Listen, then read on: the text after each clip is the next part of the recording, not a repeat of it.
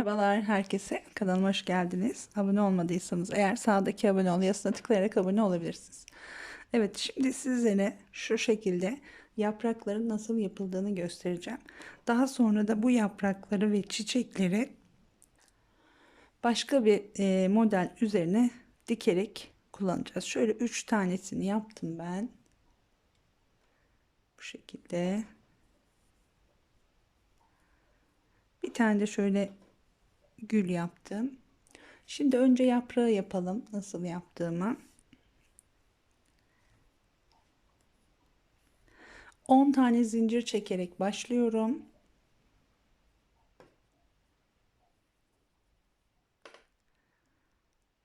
Şöyle 1, 2, 3, 4, 5, 6, 7, 8, 9, 10 tane zincir çekiyorum. Şimdi bu 10 zincirin üzerine sürekli sık iğneleri saymayacağım. Yapış şeklinden zaten anlayacaksınız. 10 zincirin üzerine sık iğne yaparak devam ediyoruz. Hemen bir sonraki zincire batıyorum. Sık iğne yapıyorum. 1, ilk sırayı sayalım. 2, her bir zincirin üzerine batıyoruz. 3, 4, 5, 6, 7, 8. Şimdi son zincire geldim. 9. Aynı zincire tekrar batıyorum. 10. Burada 1, 2, 3, 4 tane zincir çekiyorum. Aynı yere tekrar batıyorum. Şimdi buraya tekrar bir sık iğne yapıyorum. Bu tarafa doğru öreceğiz. Şu ipimizi de ördüğümüz sık iğnelerin altında gizliyoruz. Evet. Aynı zincirin içine tekrar battık. Hemen şimdi bir sonraki şurada yaptığımız sık iğnelerin karşılığındaki zincirlerin üzerine batıyoruz. 3,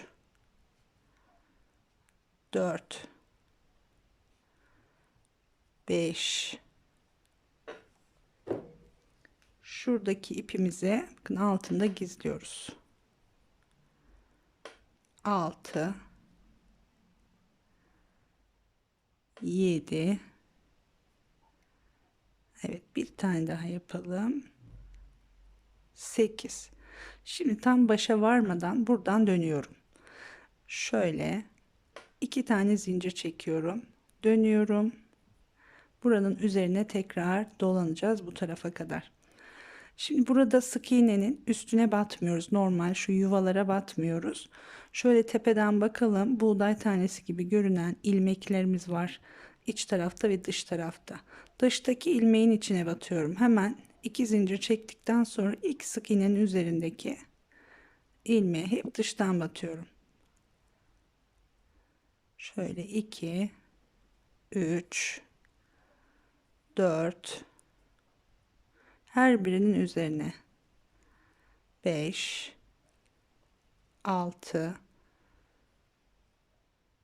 7, en sondakine de batıyoruz. 8. Şimdi şurada 4 zincir çekmiştik. Buradaki boşluğun içine, bu 4 zincirli boşluğun içine giriyorum. 9. Bir tane daha yapıyorum. 10. Tekrar 1, 2, 3, 4 tane zincir. Aynı boşluğa tekrar batıyoruz. 1. Tekrar aynı boşluğa batıyoruz. 2. Şimdi yine aynı şekilde dış taraftaki ilmekleri alarak devam ediyoruz. 3, 4, 5, 6, böyle tepesinden doğru batıyorum. 7, 8, 9, 10. 10'uncuyu yaptığımda şu karşıdaki çıkıntıyla aynı hizada bakın. Buradan tekrar dönüyoruz şimdi. 2 zincir döndüm. Yine aynı şekilde tepeden dışta kalan ilmeği alıyorum. Hemen ilk trabzanın üzerine batıyorum. 1 2 3 4 5 6 7 8 9 10'uncuyu boşluğa batıyorum. 11 tekrar boşluğa batıyorum. 1 2 3 4 tane zincir. Tekrar şimdi aynı boşluğa 1 2 tane boşluğa yapıyoruz.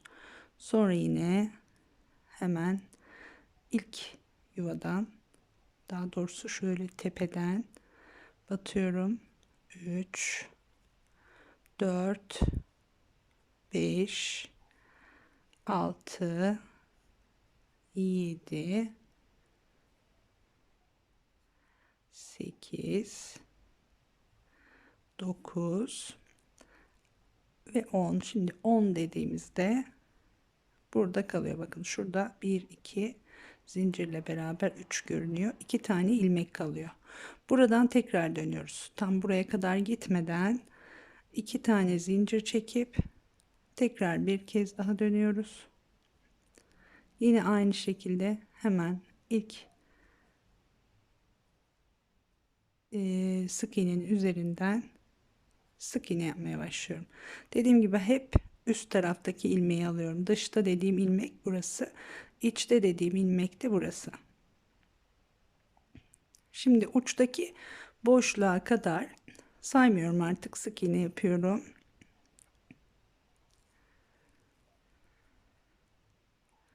Tepedeki her ilmeği alıyoruz bu şekilde. Sonra burada 4 zincirimiz var. Bu 4 zincirin boşluğun içine giriyoruz. 2 tane de boşluğa yapıyoruz. 1 2 3 4 zincir çekiyoruz. Yine aynı şekilde 2 tane boşluğa yapıyoruz. Sonra devam ediyoruz. Şimdi buradan yine tepeye batarak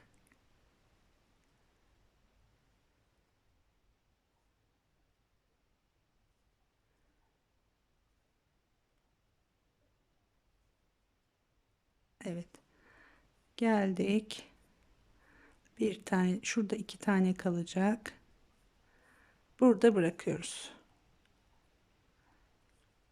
Şu çıkıntılar bakın yine karşı karşıya. Burada bıraktım. 2 tane zincir çekiyorum, yine tekrar döndüm. Hemen ilk yuvadan girdim. Aynı şekilde geri dönüyorum şimdi. Yine tepeden alıyoruz dışta kalan ilmeği. Buralarda bu çizgiler oluşuyor bu şekilde ördüğümüz zaman.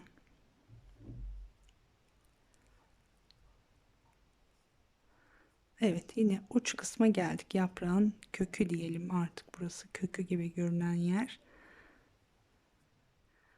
Buraya kadar geldim. Yine boşluğa giriyorum. 2 tane boşluğun içine. Sonra 1 2 3 4 zincir, tekrar aynı boşluğa battık. 1 2 tane sık iğne ve yine şöyle tepeden batarak devam ediyorum şimdi. Evet, ince ipte başlangıç biraz zor olsa da sonra bu şekilde büyüdüğünde daha rahat örebiliyoruz.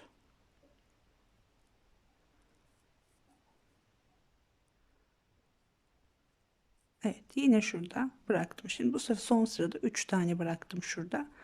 Buradan dönüyorum. 1 2 3 4 5. boşluk, 1 2 3 4 5. Evet, 6. Buradan dönüyoruz. 1 2 zincir, tekrar aynı şekilde örüyoruz. Şimdi komple sık iğne yapıyoruz. Bu şekilde örerek yaprağı istediğimiz büyüklükte yapabiliriz. Zincir sayısını 10 ile başladım ben mesela. Daha büyük biraz daha büyük yapmak istersek zincir sayısını daha fazla yapabiliriz. İstediğimiz genişliğe gelinceye kadar bu şekilde örmeye devam edebilirsin. Boşluğa geldik. 2 tane buraya yapıyorum. 1 2 3 4 zincir. Tekrar aynı boşluğa batıyorum. 1 2, sonra yine bu şekilde tepeden alarak dış kısımdan sık iğne yapıyorum sadece. Saymıyorum artık çünkü hep aynı gidiyor. Hep boşlukları 2 tane yapıyoruz. Çok da fazla saymayı gerektiren bir şey değil. Şimdi şurada fazla ilmek bıraktık. Bakın burada da aynı şekilde bırakıyoruz. Yine şu alt çıkıntılar aynı hizada olacak. Buradan tekrar döneceğiz. Pardon, tekrar dönmeyeceğiz. Kaç boşluk yapmışız? 1 2 3 4 5 6. Evet, bu da aynı. 1 2 3 4 5 6. Şu 4 zincir çektiğim boşlukları sayıyorum. 6'şer tane yapmışım. Dedim, biraz daha büyütmek isterseniz aynı şekilde döne döne büyütebilirsiniz. Şimdi burada bir tane zincir çekiyorum. Yaprağımı bitirmiş oldum. Makasımız nerede? Evet, bunu şimdi keselim. Bu şekilde ön kısmı burası. Ön arka zaten birbirine benziyor ama şöyle bu taraf daha bir düzgün. Evet, şöyle tersini çeviriyorum şimdi. Evet, karar veremedim. Şöyle tersini çeviriyorum. Sık iğnelerin arasından şu ipimizi geçirerek gizleyelim.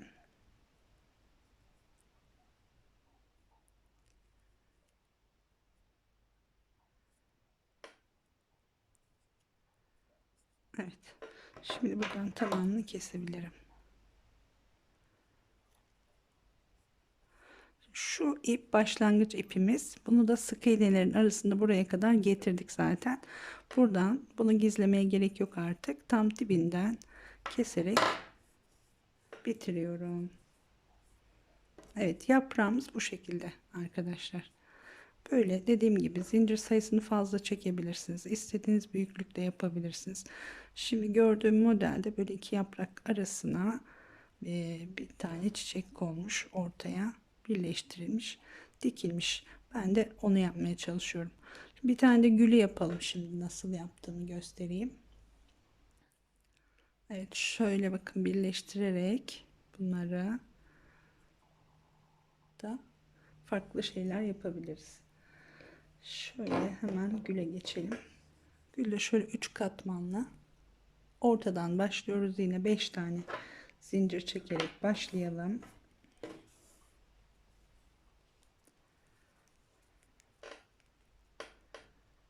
Evet. 1 2 3 4 5 zincir çekiyorum. İlk zincirin içine giriyoruz. Birleştirdik. Küçük bir yuvarlak elde ettik. Şimdi 1 2 3 4 5 6 tane zincir çektim. Bu oluşturduğumuz boşluğun içine giriyoruz. Tığı bir kez doladık. İkili trabzan yapıyoruz. Şöyle 1 2 de çıkıyorum. 3 tane zincir, tekrar doladık. Aynı boşluğa batıyorum. 1 2 defa da çıkıyorum. Şu fazla ipimi yine trabzanların arasında gizleyerek gidiyorum. 3 zincir, boşluğa batarken bakın bunu da alıyoruz. Burada gizlemiş oluyoruz. 2 2 çekerek 2 defa da çıkıyorum. 1 2 3, tekrar 1 ve 2 de çıktık. 6 tane bu şekilde trabzan yapıyoruz. Aralarda 3 tane zincir çekerek. Şimdi baştaki zincirle beraber sayıyorum. 1 2 3 4 5 6 oldu. 3 tane zincir geliyoruz, buradan da ikinci zincirin üzerine batıyoruz, birleştiriyoruz. Şöyle ortayı oluşturmuş olduk. Şimdi hemen boşluğun içine bir sık iğne ile giriyorum. Hemen önümüzdeki boşluğun içine sık iğne ile girdik. Tığı bir kez doluyoruz. Buraya 4 tane ikili trabzan yapıyorum. Tığı bir kez dolayıp 2 2 alıyorum. Şimdi 2 oldu. 3 4. Sonra aynı boşluğa şimdi tığın başını dolamadan batıyoruz. Bir sık iğne ile kapatıyoruz. Diğer boşluğa aynı şekilde geçiyorum. Bir sık iğne ile geçtim. Bir kez doladım. Yine 4 tane trabzan yapıyorum. 1 2 3 4. Şimdi tığ dolamadan direkt batıyorum aynı boşluğa, sık iğne ile kapatıyorum. Şöyle 2 yaprağı oluşturmuş olduk. Şimdi diğer boşlukları da aynı şekilde bir sık iğne ile girdik, bir doladık. 1 2 3 4 ve bir sık iğne ile kapatıyoruz. Üçünü tamamlayalım. Başlangıç noktasına gelelim. Evet, 6 tane yaprağımızı tamamladık. Şimdi sona geldim. Şu ipimizi keselim arkadaşlar. Buradan ben keseyim daha doğrusu. Ortadaki başlangıç ipimiz biraz uzun kaldı. Takılmasın elimize. Evet, ilk katı yapmış olduk. Şimdi son sık iğneyi de yaptım. Hemen buradan, ya hemen buradan demeyelim. Şöyle ilk sık iğnenin üzerine batalım, birleştirelim önce şu şekilde. Şimdi buradan 1 2 3 4 tane zincir çekiyorum. Arkasını çeviriyorum artık. Bu zincirleri arkadan yürüteceğiz. Muhtemelen görmüş olduğunuz bir model. Şurada tam kesmemişim ipi. Şimdi şöyle arkayı çevirip yaprakların arkasından bu zinciri dolaştıracağız. Her iki yaprak arasındaki şu sık iğnelerin arasına şöyle üstten girip diğer taraftan çıkarıyorum. Zinciri buraya birleştiriyorum. 1 2 3 4 4 zincir tekrar aynı şekilde giriyorum diğer yaprakların arasından. Bir sonraki katman için yuva oluşturmuş oluyoruz şimdi. İki yaprağın arasından girdik, birleştirdik. 1 2 3 4 tekrar yine 6 tane arkada boşluk oluşturmuş oluyoruz.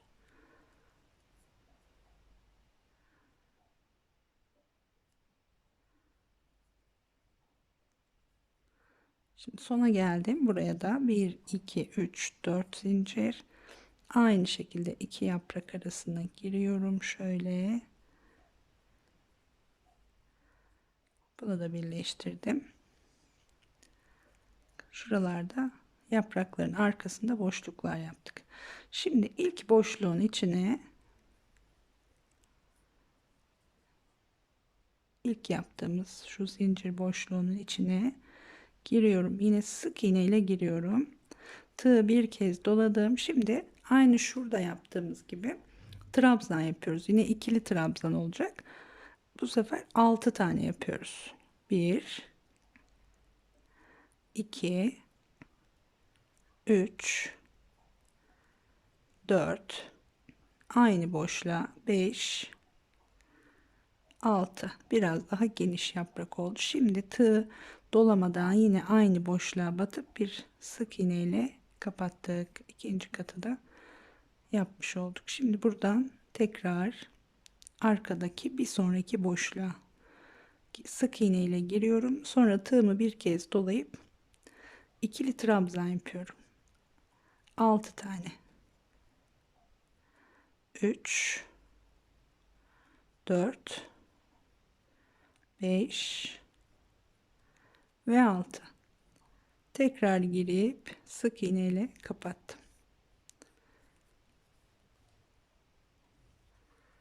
Diğer katmanlarda aynı şekilde yapıyoruz zaten. Şimdi bir sonraki iğne, sık iğne ile girdik. 1 2 3 4 5 6 sık iğne ile giriyorum, kapatıyorum. Diğerine sık iğne ile girdim, tığımı doladım. 1 2 3 4 5 6 aynı boşluğa tekrar girdik, kapattık. Şimdi 4 yaprağı tamamladık, 2 tane kaldı. Bunları da tamamlayalım. Şimdi buraya gelelim, başlangıç noktasına. Evet, bu sırayı da tamamladım. 6 tane yaprağımızı yaptık. Yine son sık iğneyi yaptık. Şimdi şöyle arkaya bakalım. Burada da ilk yaptığımız yine sık iğnenin içine girip şöyle birleştiriyoruz. En son yaprağı tamamladıktan sonra. Evet, şimdi aynı çalışmayı tekrar yapacağız. Bir katmer daha yapacağız güle, çiçeğe diyelim. 1 2 3 4 5 tane zincir çekiyorum. Şimdi bu zincir sayısını elinize göre ayarlayabilirsiniz. Şu arkayı gerdirmemek önemli. 6 yapalım bu zincire. Yine aynı şekilde bu sefer son oluşturduğumuz bu yaprakların tersindeyim şu anda. Bakın, önü burası. Şu birinci kat, ikinci katı tamamladık. Arkasını çeviriyorum. Yine iki yaprak arasına, aradaki sık iğnenin üzerine giriyorum, bu şekilde birleştirdim. 1 2 3 4 5 6 tekrar diğer iki yaprak arasına aynı şekilde giriyoruz. Bu 6 zincir çekiyorum ama çok sıkı çekiyorsanız 7 de yapabilirsiniz. Yani şu arkayı zincirleri yaparken gerdirmemek önemli. 1 2 3 4 5 6 tekrar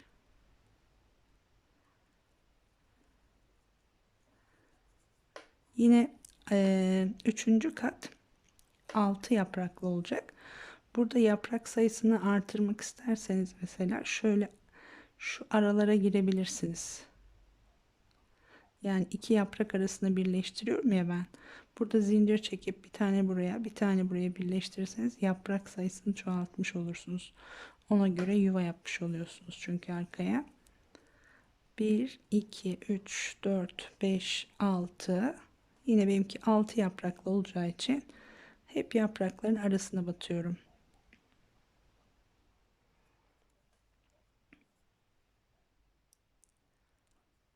Evet, buraya da girdik.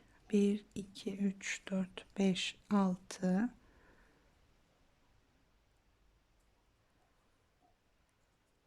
1 2 3 4 5 6. Şimdi son yaprağın üzerine geldim. Buraya da aynı şekilde birleştirdik. Şimdi sıra bu boşlukların içini doldurmaya geldi. Direkt boşluğun içine giriyoruz. Bir sık iğne ile. Şimdi üçlü trabzan yapacağız. Birinci ve ikinci katta ikili yaptık. Tığı bir kez dolayıp boşluğa batıyorum. Önce bir ilmek, sonra iki, sonra iki. Tekrar önce bir aldım, iki aldım, iki aldım, üç de çıktım. Şimdi iki trabzanı yapmış olduk. 3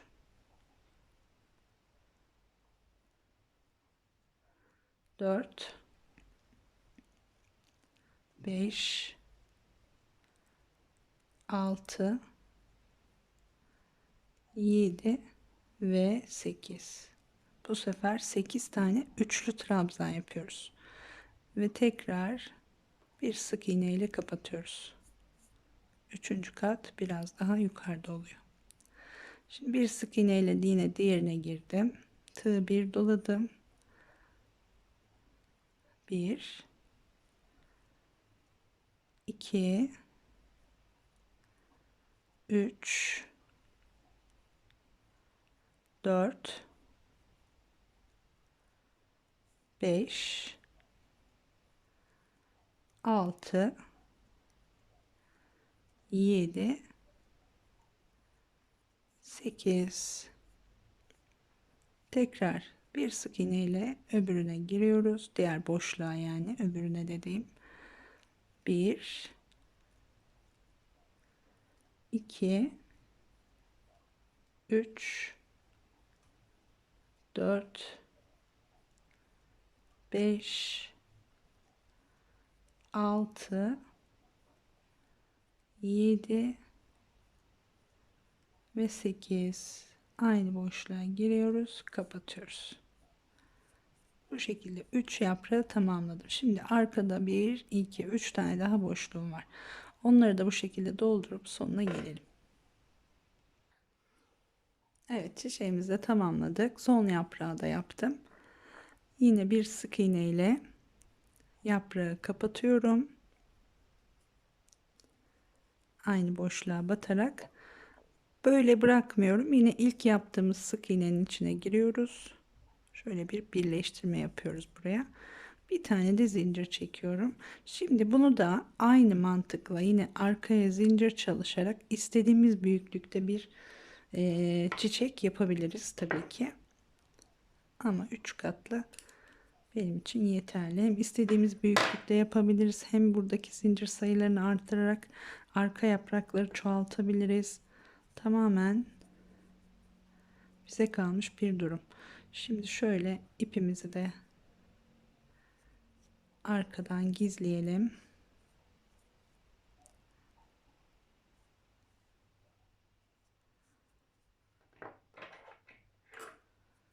Tamamını keselim bundan. Burada da bir ipimiz var. Evet. Çiçeklerimiz tamam. Şöyle yapraklarımız da tamam. Şimdi birkaç yaprak daha yapmam lazım benim, ama ortayı yapacağım önce. Bakalım nasıl duracak. Evet, şimdi bir sonraki videoda arkadaşlar bunun tabanına file örgü bir model yapacağım. Sadece file yuvarlak. Bir sonraki bölümde onu izleyebilirsiniz.